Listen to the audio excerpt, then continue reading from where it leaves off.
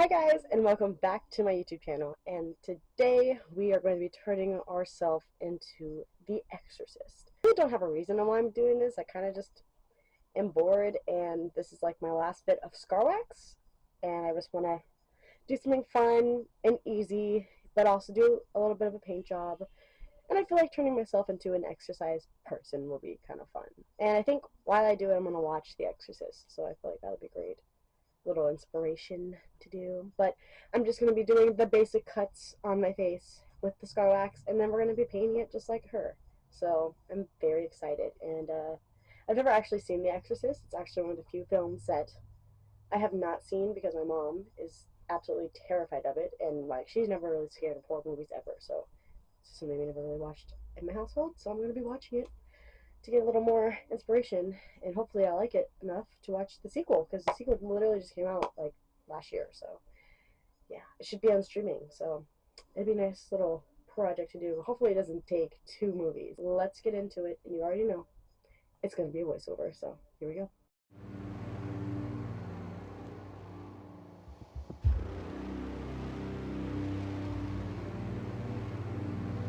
Alright, so I'm starting off with spirit gum, because you know, when you work with scar wax, you need to put down some kind of adhesive to keep the scar wax on your face.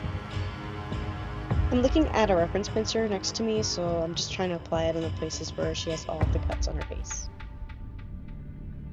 Now I'm rolling out the scar wax to make sure it's warmed up enough, and then applying it on my forehead and smoothing out the edges with the spatula. Somehow my camera turned off, so you missed me finishing that scar, but you get to see the rest. So I'm basically just smoothing down the edges and continuing the same process over again, and once I get the edges smooth, I go over with the Vaseline. I'm not using too much Vaseline, I'm using enough just to kind of mold the scar wax and get it smooth to my skin. And then when it's kind of like to the shape that I want, I kind of fluff out the edges to make it look like it's actually coming out of my skin.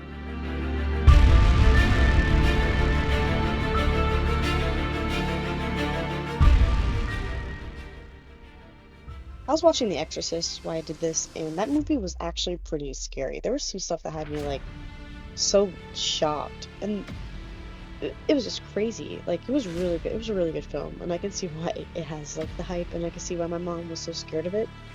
I will say one of my favorite scenes in the movie was when the nuns were walking, and like they looked like they were floating in these like white gowns when the wind hit them. It was just really cool. I really like that.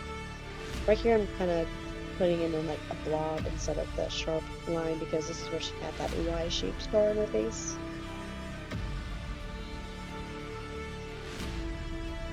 I felt like this area just kept looking wrinkly, and it looked like an old person kind of cheek, because I guess it's from my smile lines or something kind of neat.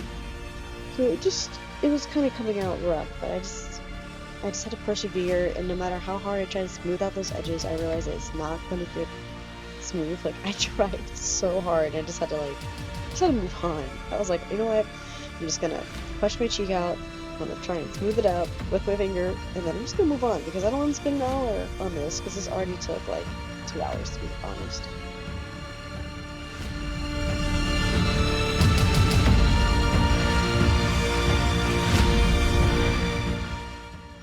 My cat Mickey came and joined me eventually.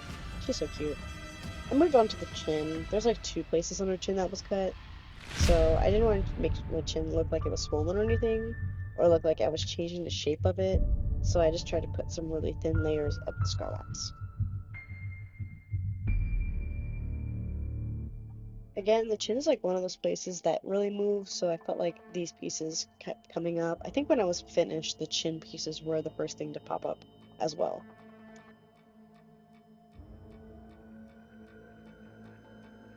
And I was just using the same technique that I used in the first one, smoothing out the edges with the spatula, going up my finger with a light amount of Vaseline. And I didn't cut any of the scars yet because I wanted them to be on my face first, so I had a general stance of how it looked, and then I went in and cut it.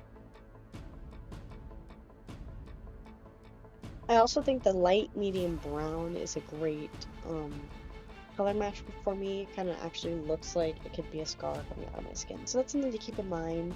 If you buy scar wax, that you should probably look for the best shade that works for you. You can use scar wax on any skin, and you could just paint it, but it's nice when you have the one that's pretty much the closest shade to the person that you're going to be working on, because you won't have to do as much work.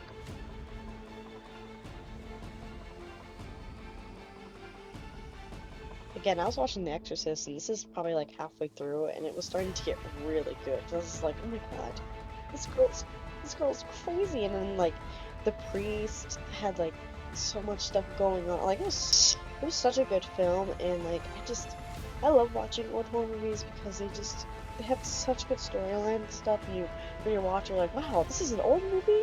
People did stuff like it just blows your mind. And I love the special effects and stuff like that. Like practical effects are some of my favorite things, and seeing stuff from like the 80s and the 70s and stuff is really cool, because as before, like, you know, computer generated things were really good, so you had to rely on the special effects, and that's what I love. So it's really cool. So I was told to cover the scar wax with liquid latex because it gives it kind of like a skin texture, so it's easier to paint. And this was amazing. It changed my world. I think I actually will consider working with scar wax now, because it was not a nightmare. It was like kind of dried after I was done, and it felt like it would stay on longer, and it didn't think the shape would change. So if you're going to work with scar wax, I definitely recommend going over it with liquid latex, because it kind of just seals it in. But like, also at the same time, if you got liquid latex, you could also use cotton balls. But like, if you want that seamless look, use the scar wax sometimes, because like it just came out so well. And I definitely think it will work for changing features. I'll have to test that out and see, maybe in another video. So I'm painting this with the Clown White and a light brown foundation from the Nye, and I'm going in with my foundation brush to apply it all over my face, and then I go in with a regular sponge and then a makeup beauty blender, just to make sure that it's kind of sunk in but not too heavy.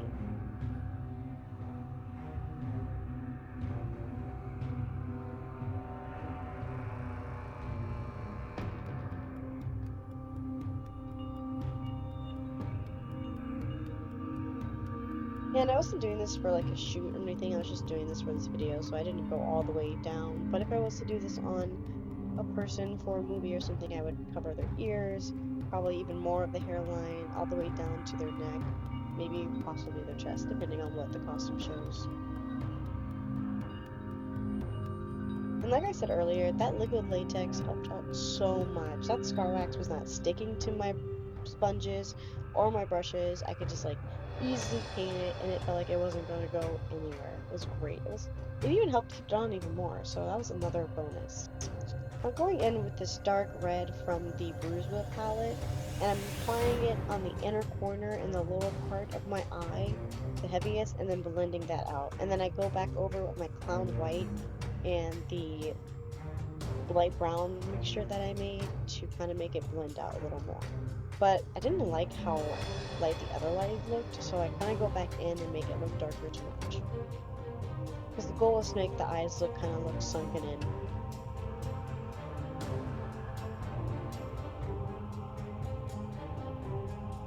This is like the most shocking part of the movie, by the way. I was like, oh my god, this is like, I was so shocked right here. And it's the part with the crucifix. If you know, you know.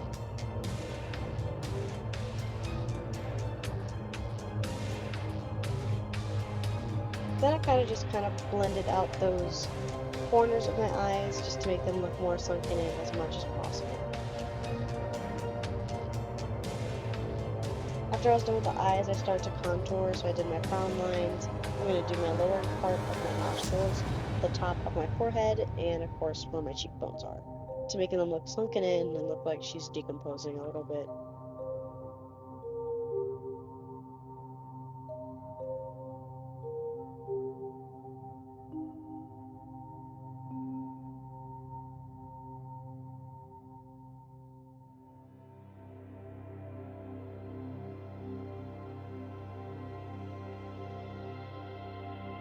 I hit my brow bone a little more just because I didn't think my eyes were sunken in enough.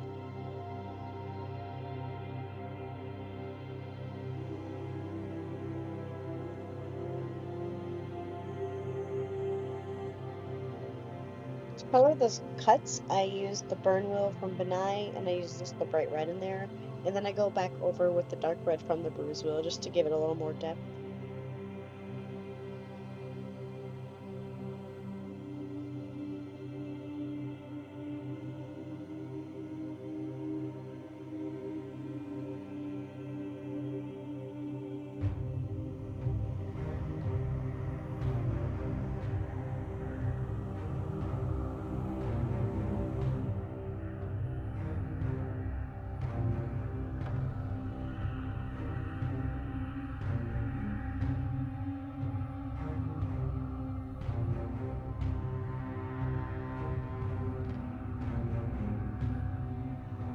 I then start to go in with the blue from the Bruise Wheel palette to kind of make it look a little bruised and decomposed. Then I go in with the yellow, and then I do go in with purple, I think, and also red.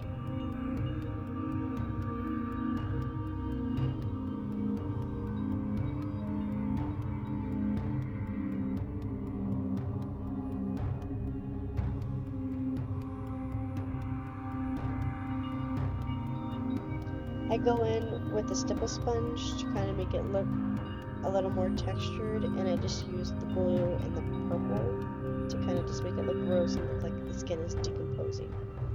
And I go over with the light brush, nothing on it, just to make it blend in a little more. I didn't swipe it, I patted it.